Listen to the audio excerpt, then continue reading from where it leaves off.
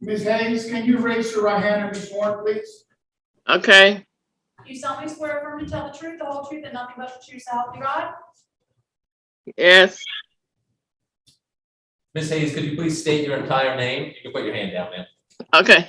My name is Florence Wilson Hayes. And Ms. Hayes, in what city and county do you reside in? The city of West Palm Beach. The county is Palm Beach County. And do you know a man by the name of Robert Hayes? Yes. Robert Hayes to you? Huh? Who is he to you? What's his relation? Oh, he's my son. And do you know where he went to college? Bethune-Cookman, Daytona Beach. You know when he went to college, ma'am? 2000. 2000 is when he went. Do you know when he finished approximately? 2006. While your son was in college, did he ever give you a firearm? No. Never gave you a handgun before? No. Did he ever give you a handgun at any point in his life? No.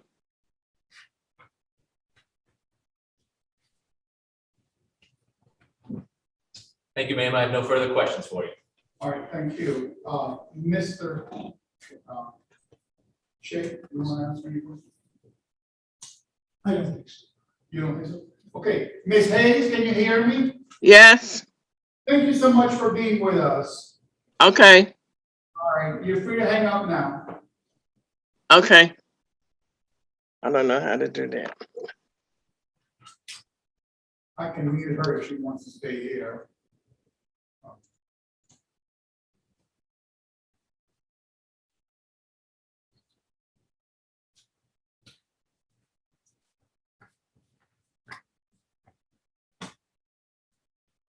Okay, and then you want to call your next witness. Yes, Your Honor. James Fulchur.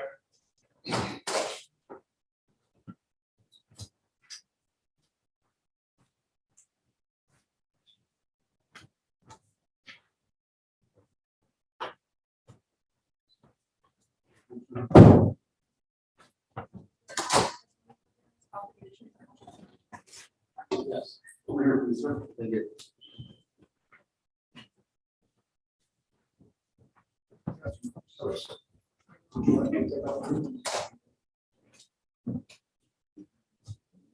So you're vaccinated. Of course, yes, sir. You may proceed. Thank you, Your Honor.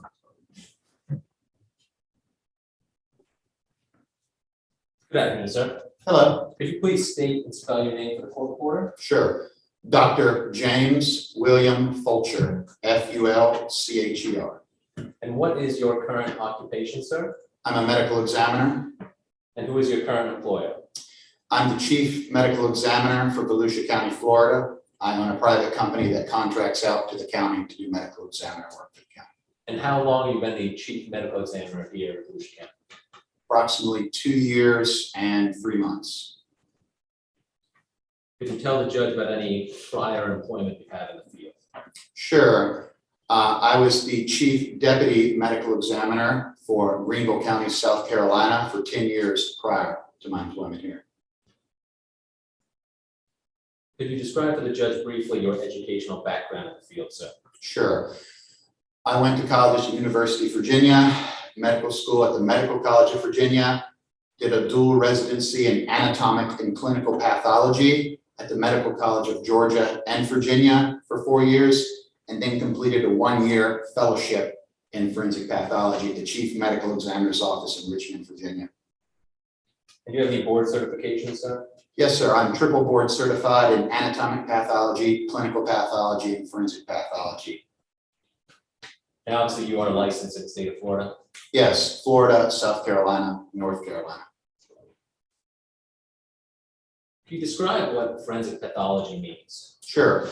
Forensic pathology is a specialty of pathology in which bodies are examined to determine cause and manner of death. How many autopsies do you think you've performed throughout your career? Approximately 3,500. And how many of those involve in homicides? Oh, hundreds, probably 300-ish. Have you previously been qualified as an expert? Yes, many times in Greenville County, this would be my maybe 10th time in Fulchur. And in the field of forensic pathology? Yes, always in forensic pathology.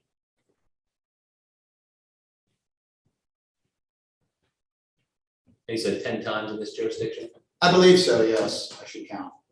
Now, among your responsibilities as the chief medical examiner, do you have from time to time been asked to review autopsies that you yourself did not conduct? Yes, as the chief medical examiner, it's ultimately my responsibility to service these cases in court if the previous medical examiner is unable to attend. And have you testified in that regard before about a prior autopsy done by another medical I examiner? have, yes, several times. Now, If you are on Zoom, please do not unmute yourself, otherwise I'll have to remove you from the room. Your Honor, at this time, I would tender Dr. Fulchur as an expert in forensic pathology to the court. I recognize this. All right, just for, also for trial preparation, this is fine. In court, don't ask for that. Once we get to the trial, only ask me if he's entitled to express an opinion, and I'll tell you yes or no. Yes, sir. That's my endorsement of whether or not he's entitled to express an opinion.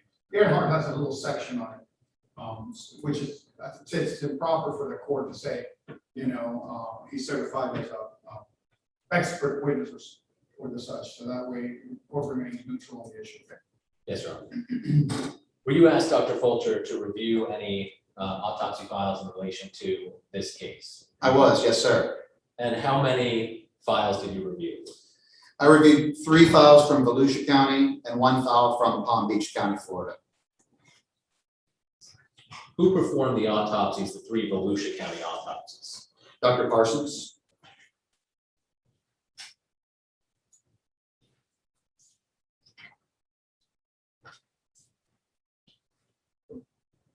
And who conducted the autopsy in the Palm Beach County case? Dr. Justy, I use both. Juste. And her first name is Gertrude. Now, generally, Dr. Fulchur, when you're reviewing an old case file, what typically will an autopsy file contain? Sure, an autopsy case file will contain the actual autopsy report, the report of the medical legal death investigator, who is probably, well, in this state, certainly is an employee of the medical examiner themselves or the county they work in, potentially medical records, records of law enforcement, photographs, toxicology reports, and any other ancillary studies that are contributory to cause and manner of death. I know we're dealing with 3 files from Volusia and 1 from Palm Beach, but generally speaking, did those 4 total files all have things of that nature contained within? Yes, autopsy reports, photographs, x-rays. Based upon your review of the pertinent records that were in those files, reports, photographs, things of that nature, were you able to form independently your own opinion about the manner and cause of death in each one of the 4 cases? Yes, each file has enough objective evidence, including photographs of injuries, for me to make my own opinion. Let's start with the first case out of Volusia County involving Ms. Gunther. Yes, I will refer to my notes now.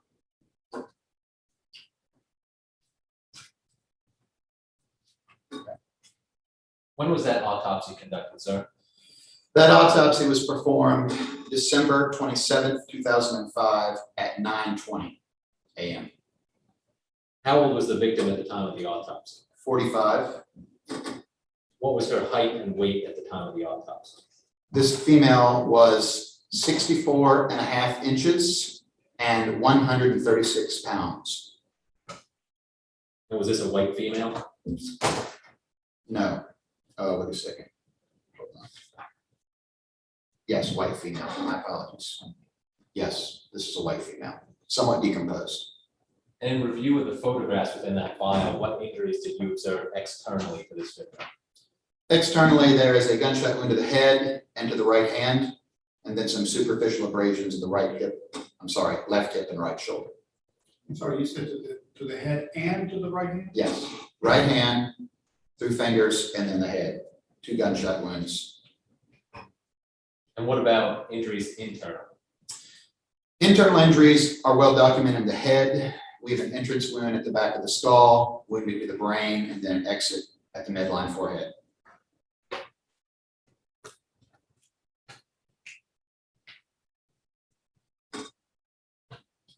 Dr. I'm handing you with the marker identification of state's composite B. Will you please look through those, sir, just look up when you're done.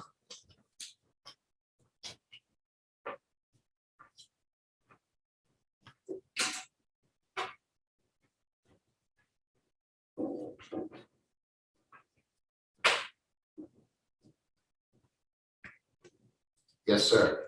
Very good. Do you recognize those photographs, doctor? Yes, those are photographs taken during this autopsy that were in the case file.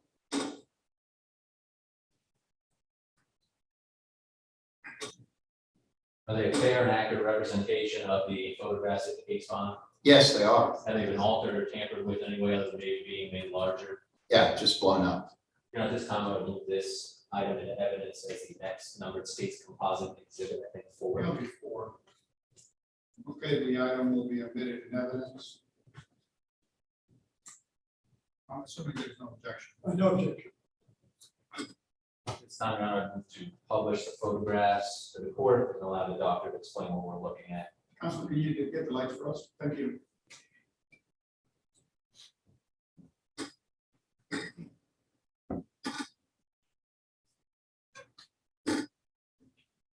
What are we looking at in this first photo here, doctor? This is an overall photo of the body. No large injuries are clearly visible here. The body has not been cleaned up yet. This is just a picture of how the body is received at the medical examiner's office.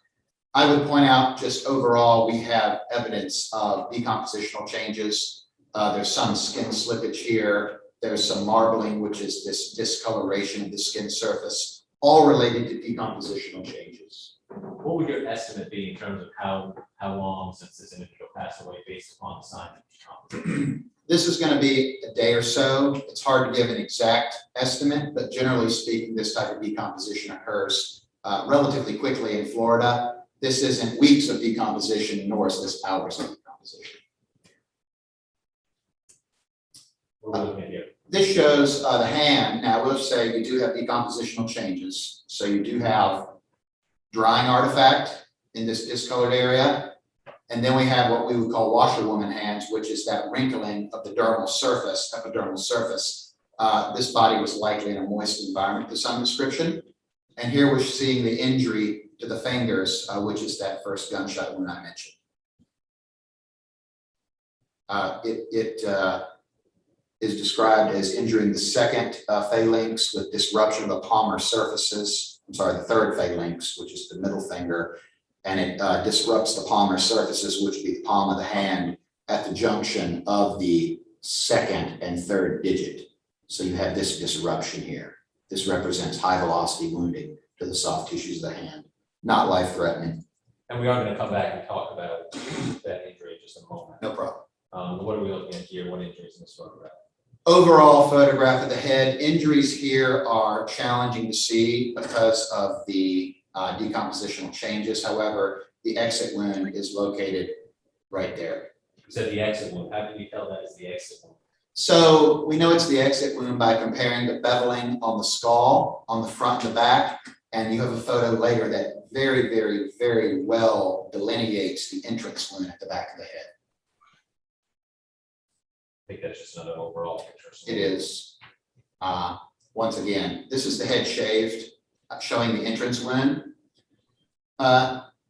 You'll see the skull, which is more dramatic, but even with the decomposition, we can see that this wound is largely punched out. It's not slit-like or stellate, oval to round. That implies it is an entrance wound, but the findings on the skull really confirm that and are way more supportive of that being an entrance. You do note there is no soot or stipple identified. I have to preface that by saying the state of this body makes seeing soot somewhat difficult. However, I don't see any clearly And what obvious there. would that mean if without that being present? What does that mean to you in your field? So if there's not soot, there's not stipple, and there's not thermal injury to the skin, generally that means the wound is somewhat distant, but with a gun of what I think this caliber would be, that's really not that great a distance. We're talking probably 6 inches to a foot or beyond. It would probably lead these same types of injuries or effects on the skin surface. It's marked as indeterminate in the final report simply because of the decompositional change being a confounder. And what about here, Dr. Lewis? Here we have reflected the scalp, and this very nicely shows the damage to the frontal bone of the skull with pieces of bone displaced laterally outward. The beveling here, I would not want to interpret. It's kind of irregular, but generally speaking, this is good for an exit wound of a medium caliber projectile. Would that include something in the 40 caliber range? Yeah, something like that would be very reasonable. I think that's just the other side. Other side, this is from the top. You can see the bone is beveled outward here, meaning that at the initial point of fracture, the hole is smaller and then it bevels outward to the outside of the skull. None of this is as important as the entrance wound. This shows the wound path through. So we have entrance down here, passing through, the brain's been removed, obviously. So here we're looking at the base of the skull. So for orientation's sake, my apologies. This is the front of the head. This is the back of the head. This is the right. This is the left. This is the foramen magnum where the spinal cord would be. These are the upper bony orbits where both eyes would be. The nose and the olfactory nerves lives in here. So we know based on this projectile, this entrance wound and this exit, that this projectile passes through the body of the brain in this direction. And this is really, as far as solidifying that the back of the head is an entrance, here we have the internal surface of the skull with very nicely shown beveling internally. That is to say that the bullet produces a smaller in circumference hole as it enters, and then because of those lateral forces of pressure going outward, we have fragments of bone broken off, so there's a larger defect on the inside of the skull. We call that internal beveling, and it's highly suggestive of that bullet entering the skull at that point, not exiting the skull at that point. Thank you, Doctor. I think that's the last photo. These fractures are associated, obviously. I want to ask you about the hand injury. Yeah. I forget. Were you aware of the position that the decedent was found in when her body was recovered? Yes, scene photos were taken. Yes, sir. And you've seen those scene photos? I have. Yes, sir. And what can you conclude based upon the injury to the shot was coming from the back of the head through the skull and the injury to her hand that you said was a second gunshot wound? So when I say it's a second gunshot wound, I think it's important for the court to know that you can position your hand multiple places. So this may or may not represent a distinctly separate shot, or it may be that the same projectile passes through the hand and then into the skull. I can't tell you that. But suffice it to say that this is just a flesh wound on the hand, would not have been fatal. So it's possible that the hand was on the back of the head. I can't definitively say that, but it passes through there, and then it very well could have entered the back of the skull. Could also be possible to pass through the back of the skull into the hand. Yes, that is also possible. Absolutely. And with these injuries that you observed, with the beveling, the size of the injuries, the damage it did to the victim in this case, in regard to Laquetta Gunther, are you able to conclude anything in terms of what caliber the firearm might have been? Yeah, this injury, the actual bony defect in the back of the skull, was measured at, I believe, nearly circular 0.8 centimeter defect. So the projectile is going to be about that diameter. Bone is not perfect for tool mark analysis, but generally speaking, this is a medium caliber projectile, about 8 millimeters across. I could say it is not small caliber or large caliber. When you're talking small caliber, you're talking things such as the 22 caliber. Yeah, it would not be a rimfire projectile. And the wound path here is quite dramatic. It would be highly, highly atypical for a 22 caliber projectile to create that damage to the front of the skull after passing through the brain. And moving on, Doctor, to the toxicology of this victim, was that completed during this autopsy? Was blood drawn and sent off for toxicology? Blood is drawn and sent off, yes, sir. And what were the toxicological results of that blood that was sent off? So in this particular case, this is sent off to ADI Labs, AIT, my apologies.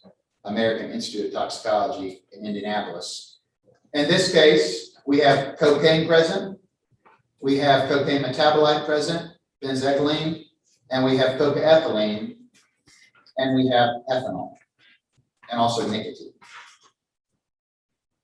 So ethanol, you mean alcohol? Sorry, yes, alcohol, yes. And finally, were any swabs collected as part of the autopsy examination on this victim?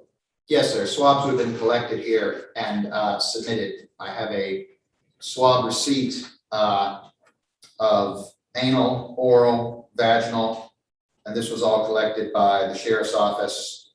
And we have the receipt here for that. Also bags and hair and whatnot. Bags from the hands. Fingernail scrapings, head hair standards, and 2 socks, and a tube of blood, actually. And doctor, based upon your review of the file, in your opinion, what was the manner and cause of death of the Gunther? Gunshot wound to the head is the cause. The manner of death is homicide. Let's move now to Julie Green. Yes, sir.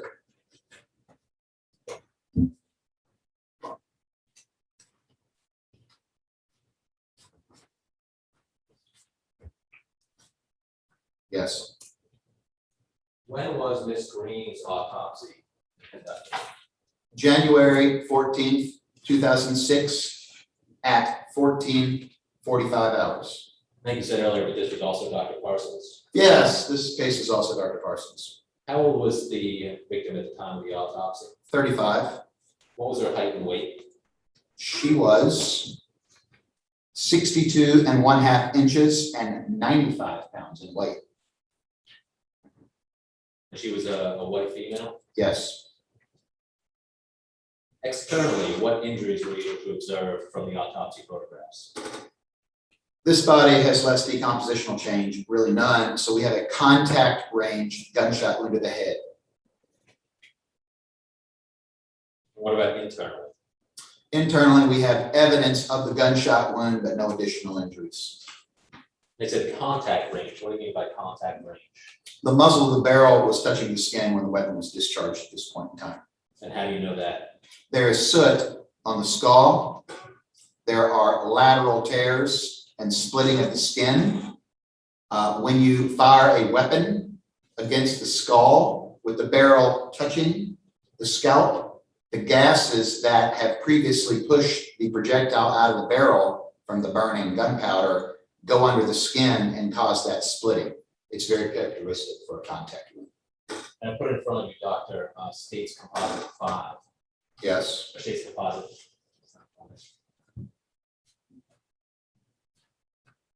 States Composite F, so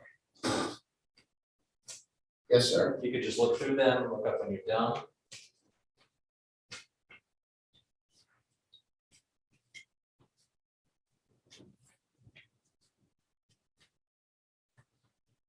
Yes, sir. You recognize those photographs? I do, yes, sir. What are those photographs of? These are photographs representative of the photographs in the case file related to this autopsy. Do they fairly and accurately depict at least a portion of those photographs? Yes, sir, they do. Have they been altered or tampered with in any way other than adjusting the size? They have not been tampered with. And I move this into evidence as the next number of seats. Okay. Okay, and that would be number 5. That's what I was getting at. 5.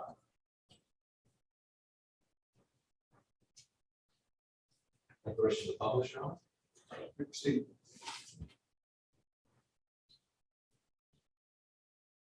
We're looking at here in this first photo document. This is the uncleaned body as it is received. You'll note hemorrhage at the anterior face that's coming from the exit wound. Otherwise, there's just coarse drops of blood over the body, but nothing else of particular relevance here. This is the body cleaned up. You can see the exit wound above the left-sided eye. These periorbital ecchymoses or hemorrhage come from the gunshot wound disrupting the bony orbit internally, which you can see later. So that hemorrhage around the eye almost certainly comes from the gunshot wound. Next photo, I think it's just a closer photo. Closer up, you can see how irregular and The gunshot wound of exit is kind of blown apart. And was that irregularity, was that part of the reason you included this as an exit wound as opposed to an entry wound? Yes, but I mean, obviously the presence of soot on the skull on the other wound is definitive. This is the shaved wound to the back of the head. Here you can see a rounded wound, but then to the right side, my apologies, you can see that stellate laceration I was telling about. That doesn't happen in entrance wounds unless you have gas tunneling under the skin surface, and it only occurs in areas where there's a hard bony substrate like the skull directly under the skin. This is very characteristic. You can also see some marginal abrasion here, which is indicative of a contact wound. This is the exit taken laterally. I wouldn't have any other comments except it nicely shows the shape and its relationship with the eye.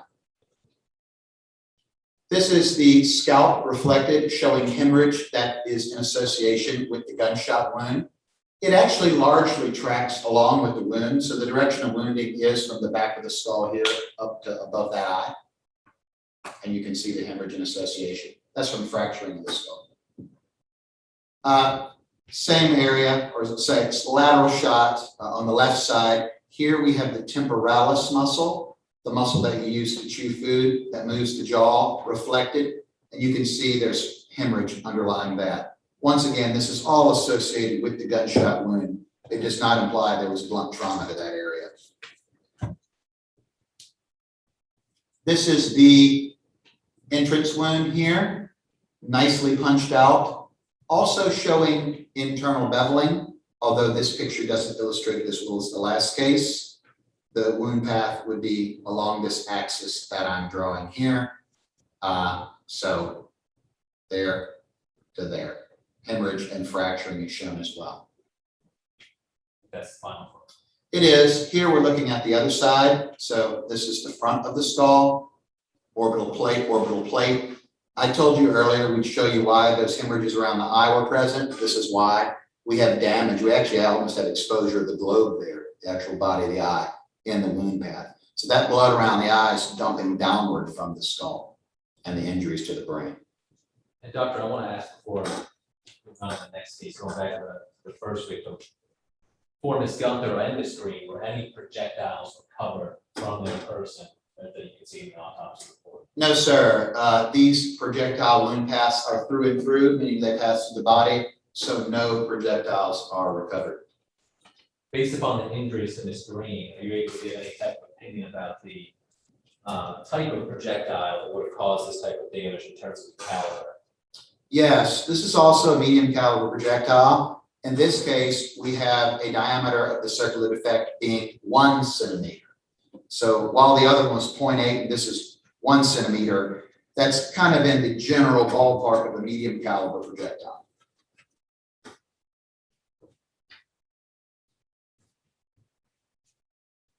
And was any blood drawn from Ms. Green? Yes, it was. And was that tested by the same company as the company that tested the blood from the first victim of Gunther? Yes, it was. That would be ATI Labs. And what was the result of that toxicology?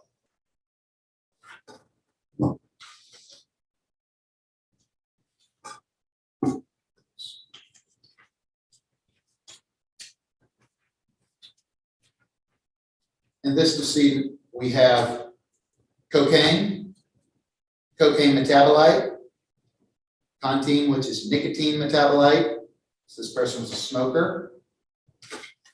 And in this particular case, they do electrolyte analysis on the vitreous humor, and that is more or less normal. It's certainly non-contributory to death. There were swabs collected from her body. There were, yes, sir. I have the FDLE kit here, an anal swab, anal smear, oral swab, vaginal swab, vaginal smear. We also recover fingernail clippings, gunpowder residues. Those would be from the hands, obviously.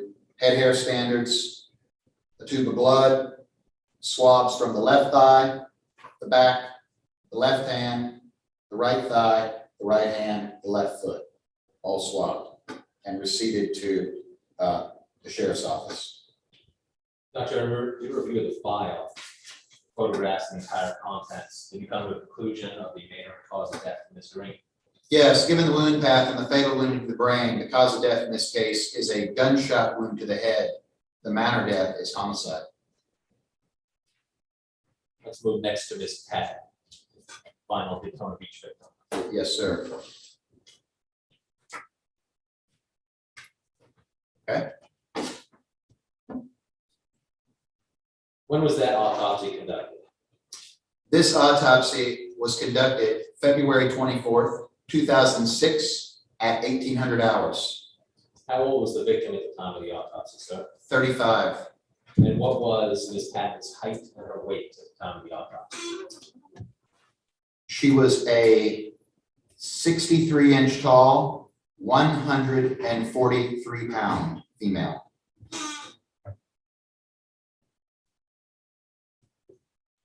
And what injuries were you able to observe in the autopsy photos externally? A gunshot wound to the face entering at the right side of the nose. And what about internal? We have a direction of wounding that fatally wounds basically the inferior portions of the brain in this case, causing damage to the posterior fossa and the left-sided cerebellum. So this wound path is lower than the others, base of skull. In terms of the wound path, would this one have been, would the other ones have caused a fatality quicker as opposed to this one? So the other two are injure significant areas of the brain. I would say vital areas of the brain, which would have caused death fairly quickly. This one, we have less significant injuries. So yeah, this one would have taken a bit longer to die. It's still fatal, obviously.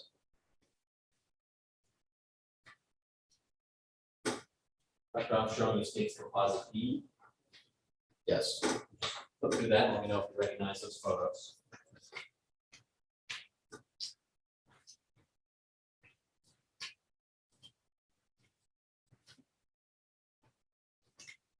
Yes, sir.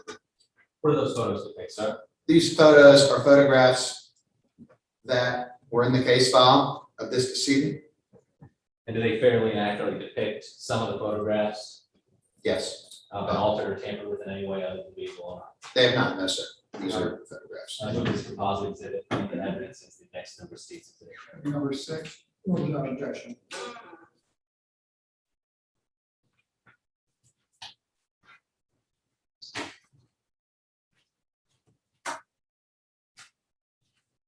And permission to publish, Your Honor? The first two are pretty similar. The second one. Yes, this is a photograph of the decedent's body as received. You can see blood on the face. Otherwise, and there's some blood, a little bit of blood on the chest. Otherwise, nothing's visible here clearly. This is the face that's not cleaned up. The entrance wound will be shown better later, but it is on the right side of the nose, at the halo, which is that lateral edge of the nose. This is the gunshot wound cleaned up. Clearly, you can see that circular appearing wound, which is more consistent with an entrance, and then you can see it tears down through the nostril. Were any projectiles recovered from this victim? No, sir. This is the exit wound, and here it's well illustrated that this projectile exits more the posterior neck than the head. This is a slit-like torn gunshot wound of exit. There's an up-close picture of that gunshot wound of exit. Because it's long and skinny, kind of slit-like, you can imply that there's some laterality here, meaning that the bullet's kind of passing tangentially through the skin rather than straight through. This shows the wound path. This is the base of the skull. So for everyone's orientation, this is the base of the skull. The brain has been removed. This is the front of the head. This is the back of the head. This is the right and the left. In this particular case, the projectile enters under the anterior fossa and the middle fossa, Remember, it enters at the nose. So it passes through the body of the nose, through nasal cartilage here, impacts, so it's directed slightly this direction, impacts the body of cervical vertebrae number 1, but doesn't actually injure the spinal cord at that site, and then perforates the occipital bone right here. And this actually represents the fatal injury, is that bullet damages vessels and that inferior portion of the cerebellum there.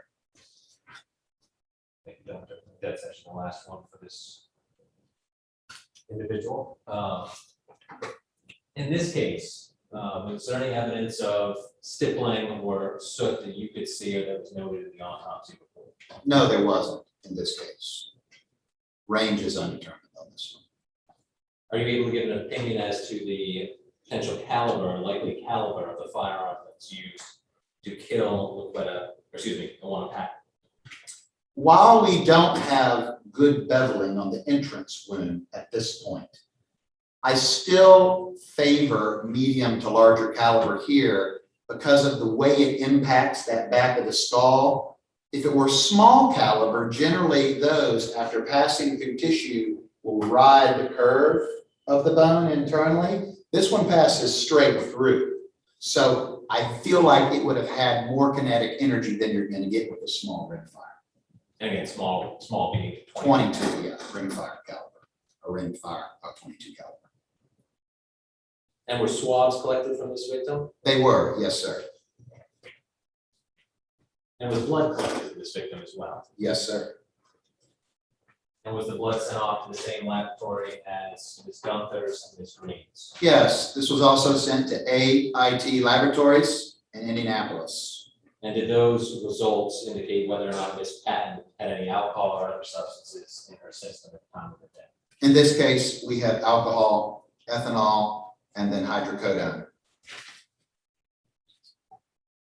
In your opinion, what was the manner and the cause of death for Gun- Mr. Warpath? I'm sorry. That's fine. Gunshot wound to the head is the cause of death. The manner of death is homicide. And finally, let's move to Ms. Rachel Beck, Yes, sir. the Palm Beach County.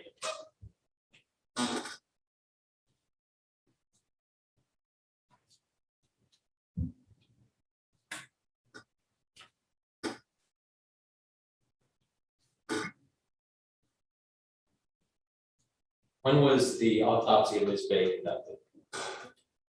The date of the autopsy of this case was March 8th, 2016 at 9:11 a.m. How old was Ms. Beck at the time of her autopsy? 32. What was her height and weight? The decedent was 5'6", so that's 66 inches in length, and then weighs 138 pounds. You said 56 or 66?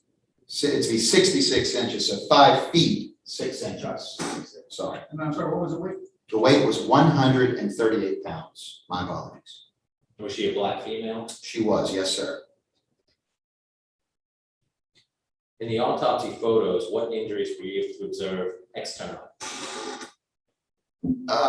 In this particular case, there are contusions to the face, loss of the anterior incisors, the front teeth, the upper teeth, abrasions and contusions of extremities, and then there are also multiple abrasions of the skin of the anterior neck.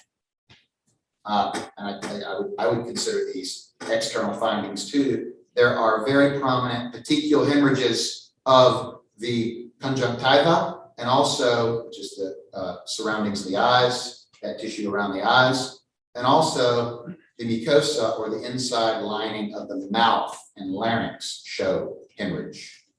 So I guess those would be. And what, in regard to the injury to the eyes and the mouth, what are those indicative of? So these petechiae, which are illustrated well in photographs, are indicative of a strangulation resulting from pressure in the neck. These petechial hemorrhages result from small vessel hemorrhage during the event where vascular flow, outflow actually from the head is compromised due to compression of the neck. You also review internal photos of Ms. Beck. Yes, this case file has quite literally hundreds of autopsy photos, and there are internal photos that illustrate these findings, of particular importance, the larynx, the neck. Those are really the biggest ones, the larynx and the neck. We'll come to those in a moment. Was the blood drawn from Ms. Beck as well? Yes, it was. And was that sent off, or was a examination done on that blood? It was sent to a different lab. It was sent to the Wustoff lab in Melbourne, Florida. And what results came back after that analysis of Ms. Beck's blood? Cocaine is present, cocaethylene is present, morphine is present. They do not quantify, but levomostol, which is a veterinary deworming agent, was present that's used to cut cocaine. It kills worms and like goats. What was the name of it? Oh, levomostol, it's Levemisole.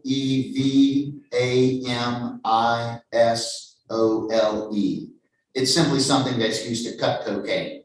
And then also nicotine from cigarettes, obviously, and caffeine. I would point out for the court that this particular lab separates, for some reason, free opiates and protein-bound opiates. So the morphine, you'll see two different numbers. For a dead person, the difference between these two is irrelevant. In living people, that free morphine is what's actively acting on your body, and that protein-bound total is just the total. In a dead person, this discrepancy doesn't matter. It's just what this lab does. So you would want to look at the total. I guess the best way to say that is, for the purposes of our discussion here, you can ignore the free opiates. Just talk about the total. What was the total? The total is 0.302 milligrams per liter, and the free is that 0.15. The free is part of the total, obviously. Is that a significant amount? It's elevated, but it's not acutely life-threatening necessarily, but certainly there would be some degree of intoxication, yes, particularly combined with the cocaine. And were any swabs collected from this day, doctor? Yes, these swabs are collected at the beginning of autopsy, per the autopsy report. Yeah, sexual assault kit is taken. That included vaginal swabs. Yes, sir, vaginal swabs.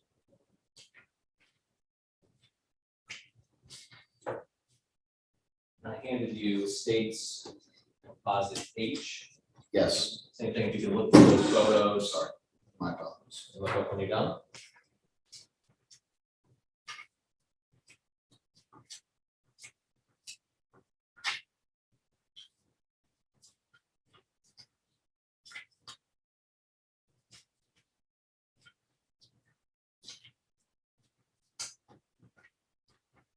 Yes, sir. You recognize those photos? Yes, these are photos in this case file. Some of the several hundred photos. Yes, over 500 photos total. Have they been altered or tampered with in any way that you can see other than made larger? No, sir, these are the originals. Your Honor, I move this composite exhibit into evidence as the next numbered states exhibit. No objection. No objection, number 7.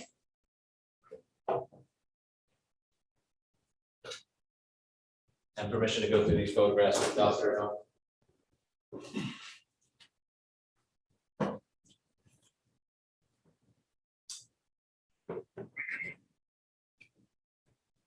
Doctor, what are we looking at here? This is the external examination of the body. From this scale, you can see very superficial abrasions to elbows and hips, but there's nothing critically life-threatening here, obviously. This is the right-sided eye with the eyelids pulled back. And we've done that to show this hemorrhage and then these hemorrhages. These are those hemorrhages, petechial hemorrhages I was telling you that were consistent with the strangulation. This is the other eye showing a very nice example of that bulbar hemorrhage. We have hemorrhages all over in the eyes here. We have them both on the conjunctiva, the palpebral conjunctiva, which is the surface here, but also on the surfaces actually overlying the eyeball itself. So the hemorrhages exist both places. Again, all indicative of strangulation. Yes, it's a small vessel injury due to compression of the neck. stoppage of blood flow during the event. Contusion, abrasion, abrasion, abrasion. Not much else there. Kind of a diffuse contusion, difficult to see. What about the kid? Very good abrasions of the posterior chin, the bottom of the chin here, and then more anterior here. They're irregular in nature. Could be that, something was impacting the face at this point, given that we know there are teeth missing here. Yes, the loss of the anterior teeth. This likely represents blood trauma. Here's the teeth missing, and there's closer up. This blush of hemorrhage here is very important, and it doesn't project as well as it could, but it can be blown up on the digital file. And what you'll see here is this is not just one little area of hemorrhage. These are multiple little pinpoint areas of hemorrhage, and that's very consistent, that mucosal petechial hemorrhage with a strangulation. There's the hemorrhage again. And I need to make a correction. I think I said earlier we're missing the lower teeth, not the upper. My apologies. It was the lower. They're shown here. These, and they put, the pathologists put a lot of effort to taking these internal photos out. These actually represent lacerations of the inside of the mouth, probably from blunt trauma or even from the face being pushed against something. But these lacerations aren't just from the strangulation. They imply some sort of pressure or injury to the side of the face, probably associated with those contusions we looked at earlier. This is a very nice picture of that laceration there. Same one. So they're bilateral, both sides of the face. Thank you, Doctor. What are we looking at here? Very small abrasion to the anterior neck. One there as well. Faint contusions, but once again, fairly subtle. The neck injuries are way more impressive internally, in my opinion. Same abrasion we saw earlier, laterally. They're using the scale here because they wanted to show the relationship of all these injuries and contusions. What about here, Doctor? This is the foot, and this autopsy pathologist goes through a lot of work sectioning into all these contusions on the body surface. I would have done some of this, but she cuts into nearly every single one on the body. She does this just to show that there's internal hemorrhage. This one is quite subtle there, but you can see the blush of hemorrhage. And what about this injury to, I think, is that the right shoulder? Yeah, and this is mentioned in the report. This is one of the larger abrasions. This is measures as a 6.5 by 7 centimeter abrasion on the right lateral shoulder. Is this an unusual place to have that type of abrasion? It is. Oftentimes during blunt trauma or an assault, it's unusual to have someone hit you on the very top of the shoulder. It's just an unusual place to find an abrasion outside of a traffic accident. Abrasion be consistent with being dragged across gravel or asphalt. That is an explanation, yes. That's just not Same one, I think. Yeah, one, the last thing I'll point out on that one, I thought. There is another photo that shows a little bit of linearity at this trailing edge here. That implies some degree of movement of the body across a solid surface. Doesn't, it's very subtle here. There's a better picture in the autopsy file, but more consistent with dragging, road rash type injuries than anything else. Certainly could be from blunt trauma, but given its directionality on the long axis of the body, I favor dragging. What are we looking at here? This is the neck. The neck has not been layered at this point. So all we're seeing here, so this is the clavicle on the right side, the sternal notch, the clavicle. These are the muscles of the neck. This is the skin surface reflected. The decedent's hair is here. This represents contusion externally, or not externally, internally on the outside surface of these strap muscles, which are muscles that support the larynx and the neck. Black and white image, not enhanced, but just shows more nicely the accentuation of that dark area with the hemorrhage. What are we looking at here? This is the lateral side of the neck showing that tissue reflected. This is the clavicle here, and we can see even more hemorrhage below the clavicle. This hemorrhage here, here, here, here, here. So hemorrhage throughout this area. So what you're talking about, I guess it's really more soft tissues directly under the clavicle, kind of, I would call it anterior deltoid shoulder muscle, pectoralis muscle hemorrhage in that area. And this is the layered neck. And what we have here are the individual muscles of the neck showing hemorrhages, very nicely shown here, this area of hemorrhage in the neck. Called a layered neck, of course, because the muscles are layered off in sequence. And this is something that is standard in an autopsy in a case such as this, where you've got strangulation as an issue. Yes, this is standard in a strangulation, but certainly not standard in a standard autopsy. It's not typically done unless you have reason to examine the neck carefully. Same thing, layered neck. Here, so those hemorrhages we saw earlier were sitting here. Now we've reflected these muscles. So keep in mind, we had injuries to the skin. I just showed you injuries to these muscles. Now we're taking it internally, one more layer, hence the name, layered neck.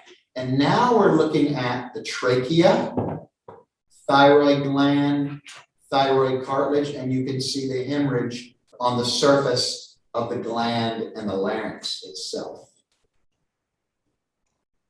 That's the final photo. Doctor, based upon these photographs and your review of the complete autopsy file, did you come to an opinion as to the manner and cause of death of Rachel Day in 2016? Yes, And what was that? the cause of death in this case, based on my findings of the photos and evaluation photos, is strangulation. The manner of death is homicide. Thank you, doctor. I have no further questions for the alternative witness now. Any questions, Mr. Shea? I do, Your Honor. Thank you. Mr. Shea, we need photographs. I don't know yet. I can put them back up if you need.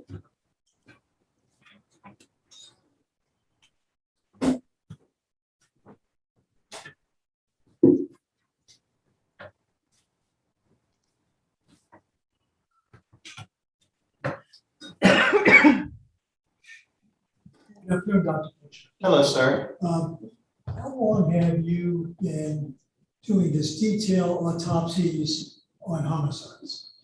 So it would have been a total of 2 years here, plus 10 years in Greenville, plus a year of fellowship. So that would be a grand total of about 13 years, sir. And of the numbers, can you give an estimate of the numbers of autopsies that you have performed on victims of a homicide? Sure, it's certainly in the hundreds. I don't have an exact number. If I had to estimate, I would say it's probably around 200 to 250. And of those, can you give an estimate of how many you found were under the influence of cocaine, or hydrocodone, or some type of a drug? Sure, of the homicides, a great number of them are. I don't have an exact figure. I'd certainly say at least half are intoxicated to some degree. Yes.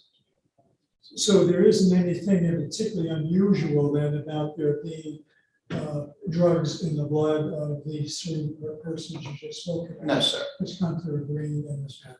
Yes, that is correct. These are, Also, you stated about their age, their height, and their weight. And looking at, say, Ms. Hunter, is there anything unusual about her weight? Is that weight pretty standard for yeah, someone her age? of course it is. Yes, sir. There's nothing unusual about that weight. And would that also be true of Ms. Green? Yes, she was the thinnest, though, at 95 pounds, she's quite thin, but I mean, what's her BMI? She's at the borderline of being underweight medically, so she's a bit thin. More to do with that. Right.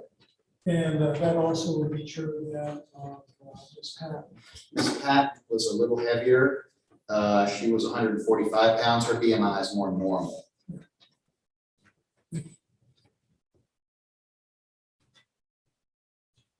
Now, going up to Ms. Gunther, Yes, sir. when you don't chronologically list which ones happened chronologically, in other words, the hand wound. Oh, yes, we cannot do that at autopsy, no, sir. And there isn't anything from your autopsy that indicates where her hand was located, where it sustained a hand injury. In other words, was it at the entry wound or was it under her face? Right. At the exit wound? There's no way to definitively say where the hand was located. You are correct, yes, sir. And the wound on the hand was not a thorough wound, was it? It was more of a grazing wound? Yeah, it's a lacerated soft tissue wound. It affects only the soft tissues of the hand and the palmar surface. Yes. It does not actually impact the bone. Yeah, it didn't go through the. No, sir.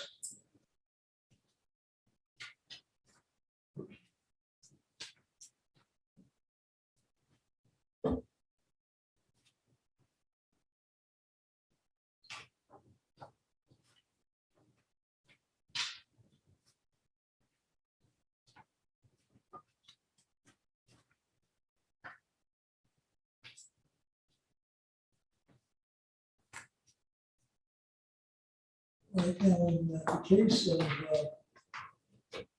Ms. Gunther, Yes, sir. you received back a report and testified about it, about the amount of cocaine she had in her system. Yes, sir. We have a report from AIT. And I think it was something you mentioned 300 medical. 301, yes, sir. Now, is that an amount that would make you mentally or intoxicated? It certainly could, yes, sir. This is I would say a moderate amount of cocaine, which certainly could alter your sensorium, yes, sir. And in combination also with the other drugs that she had, would that enhance her mental state? In other words, as far as being more intoxicated? Yes, the presence of ethanol, and then also importantly in this case had coca-ethylene present. Coca-ethylene is formed when cocaine and alcohol are taken together, and coca-ethylene is at least as toxic as cocaine. And so your testimony is that she was shot through the back of the head. And on a shot like that, is it pretty common that she would instantly die that upon entry of the hole? Instant to seconds. This wound, let me look exactly what area of the brain. This injures critical areas of the brain. Looks like we're damaging bilateral hemispheres. Yeah, so this is significant wounding the brain. The condition of the brain in this case, because of the decompositional change, prohibits exact detail of which areas are damaged, but we know based on the position on the head, because bullets travel in a straight line, where it would have had to pass, if that makes sense. The brain is decomposed, but because of the wounds, we know about where the injuries are. And with that wound path, we should have fatal wounding to midline structures of the brain, things that control breathing. And so we're talking about milliseconds here that she could have died. Yeah, unconscious within seconds, I don't know if I'd say milliseconds, but seconds, and then dead with it. I'm certainly under a minute, well under a minute. With the entry of that, she would have gone unconscious, but she suffered any pain. Oh, no, I think this would have been she would have been instantaneously incapacitated with this severe wounding to the brain. Yes. Now, you also indicated that the cocaine had already started to metabolize. Yes, sir. From that, are you able to define any date or time when she would have consumed that? That is difficult to do, particularly given the decompositional change in this case. Cocaine has a relatively short half-life, so that would be difficult to suggest based on the decompositional change. I would think generally, ballpark, this would have been consumed sometime near the time she died. I can't be absolute based on the decomposition. On which victim? I was talking about Ms. Gunther, I believe, is the decomposition. Yes. Yes, she is the one, yes, has marbling and skin slippage and rediscoloration of her body. So that's going to inhibit our ability to evaluate her. And again, I'm sure your testimony, you're not able to define. You can say only approximately. Exactly, yes, That yes. sort of the day before. Yeah, sure. 2 days, even. Certainly day before is reasonable. The fact that she has parent cocaine in, the cocaine is still present in the body, I would probably say day of, day before, certainly not beyond that. Yes.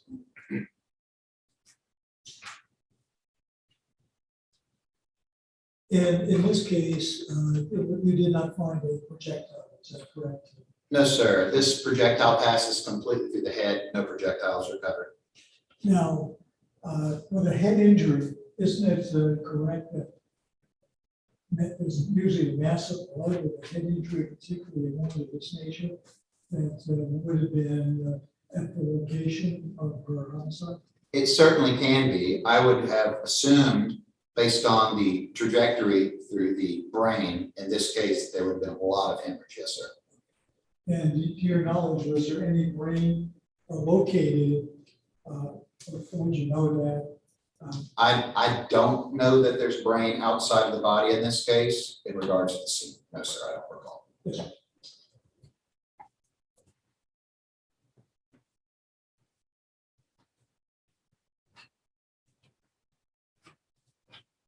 Going to Ms. Green. Yes, sir. Now, again, she was shot through the back of the head Yes, sir, that's correct. and pretty similar to Ms. Conford. Yes, And in that instance, would she have died instantly? instantly or close to instantly, yes. Kind of the similar type of wound to the previous person, Miss Gunther. So similar time frame, seconds, less than a minute for sure. And when you go unconscious, isn't it correct that she would not have experienced any essential pain? That is correct. With this injury, I would not have expected this to have caused pain. Yes.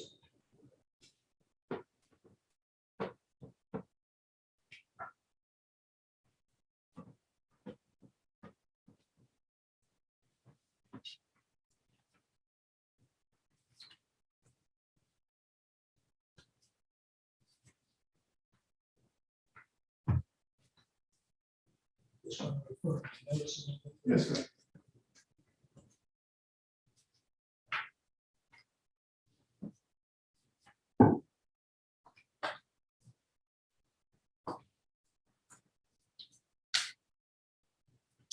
Okay, well, let's go on to I want that. Yes, sir.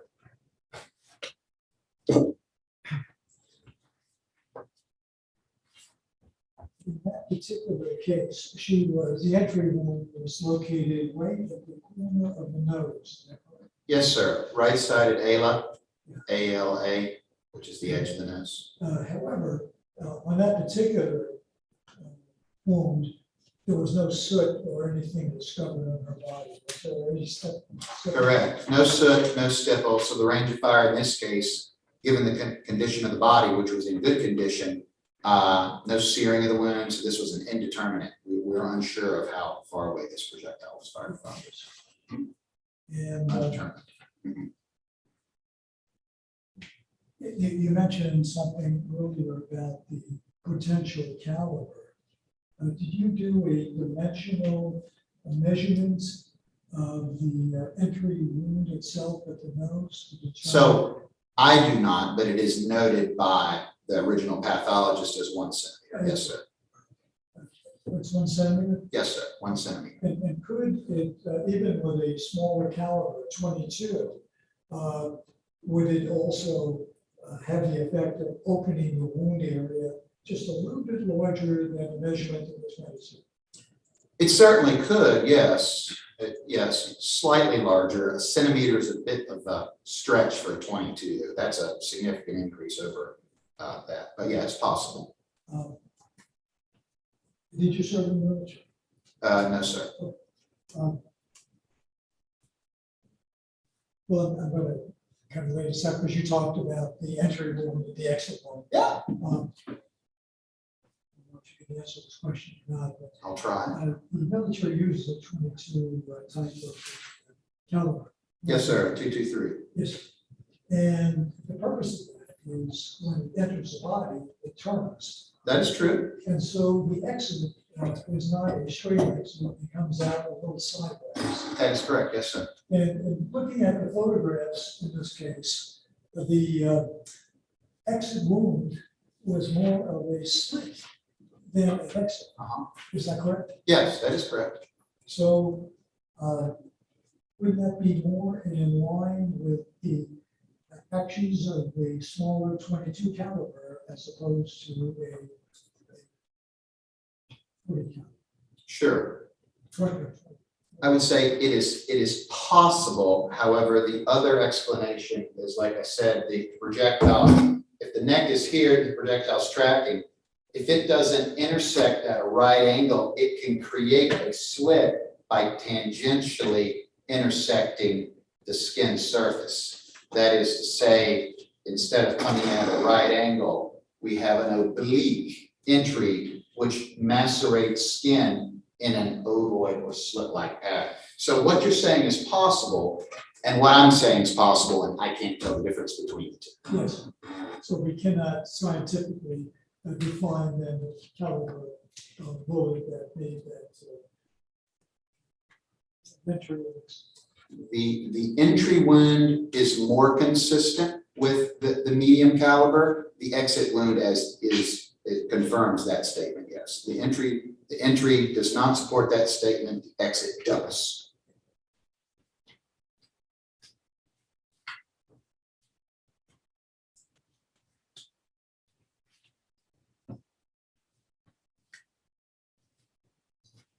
And I believe that Ms. Patton also had consumed ethanol.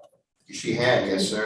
It was 0.71, is that correct? Yes, sir. Intoxication level of renal is 0.08. Right, it's 0.071, yes, sir. She's slightly lower. Combination then with the cocaine and this alcohol, would she have been in a position when she was shot that she would not have felt it? So we have alcohol. I don't think in this particular one we have cocaine. This is the one without cocaine. Here we have alcohol, ethanol at 0.07, and then we have hydrocodone at 76 nanograms per milliliter. Hydrocodone, of course, being a sedative drug as well. The combination of these two would have produced some intoxication, yes, sir. As to how intoxicated a particular individual is, it's difficult to say. It really depends on how habituated that person is to using alcohol. There are people that are completely functional at a 0.07, and then there are people that are quite intoxicated at 0.07. Generally speaking, most people are functional at a 0.07. The presence of the hydrocodone certainly pushes her up beyond that as far as an intoxication state, but I can only speculate as to exactly how much, because I don't know how much she uses on a daily basis. Now, isn't it correct that the purpose of the hydrocodone is to mask pain? Yes, It sir. goes to the brain and Yes, sir. shuts off the synapses that normally creates and stops the feeling of pain. Yes, sir. The opiate receptors are responsible for the reception of pain in the brain, and this does alleviate pain. Yes, that is its medical use. And so in this instance, seeing the path of the bullet, which would have instantly went through her head, can you, with any scientific certainty, indicate that she would have experienced it? I kind of reverse the question. I understand, and that's fine. I would say generally, this would be a painful injury causing significant bleeding. Had it transected the spinal cord or a larger portion of the brain, I would say probably no pain with this tox. With this tox and that grazing nature at the brain and the head, she probably did survive a bit longer. And I'm not sure this is enough drug in her system to completely alleviate pain. I think, in truth, that's my general opinion. I'm not sure this is a question that science can answer without knowing her functional state with how much she uses. So I'm not sure we can definitively make any comment, yay or nay, on her. Yes. So in summary on that answer, then you were not with any scientific certainty able to definitively indicate whether she had felt pain or not felt pain. I think that's fair to say, yes, sir. Thank you, sir. You're welcome. Right. Let me return. No, you're on. All right, thank you, Dr. Paul. Thank you. I'm sorry, one moment, there might be one moment. Good, after they confer, we take just a 5-minute recess. I only have one other live witness and one quick witness. That's fine.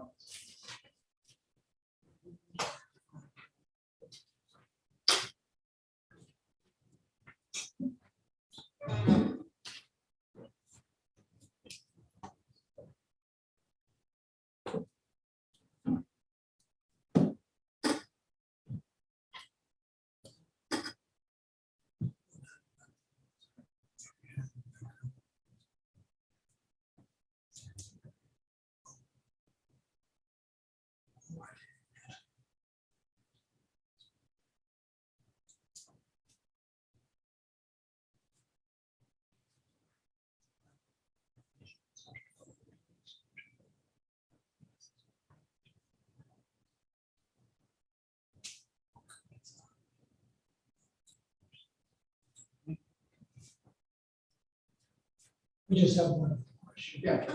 It's along the line of the Rachel Gay case, Yes, and I know that you are looking at someone else's records, giving your best interpretation. yes, sir.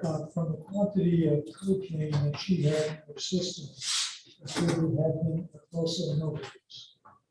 Can you repeat the last part? I'm sorry. Yeah, yes, sir. The amount of cocaine in her system. Could it have resulted in it being overdosed? In the reaction of an overdose that is physical to the body.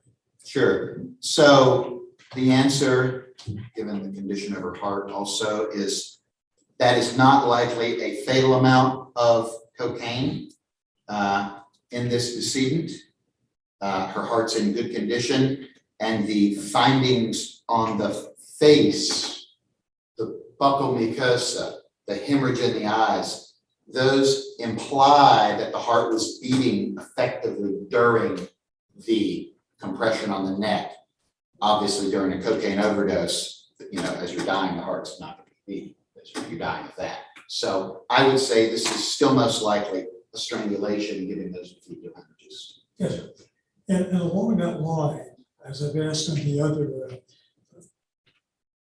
victims who had consumed the opiate, in this case, is there any indication of when she would have ingested that into her body sometime before the homicide? Correct, yeah, obviously before.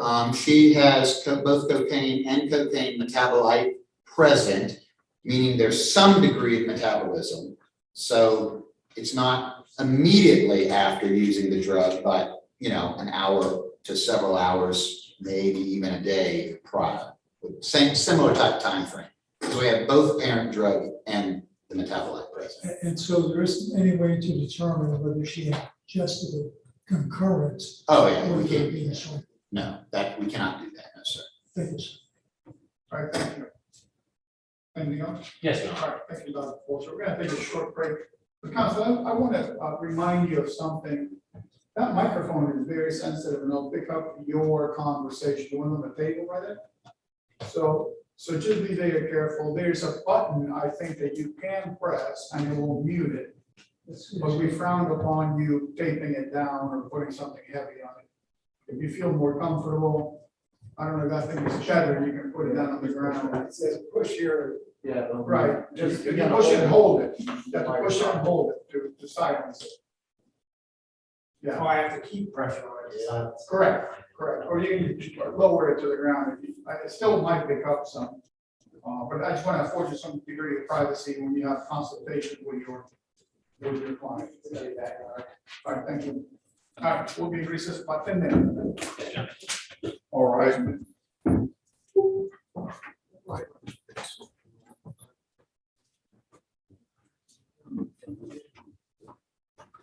Appreciate it.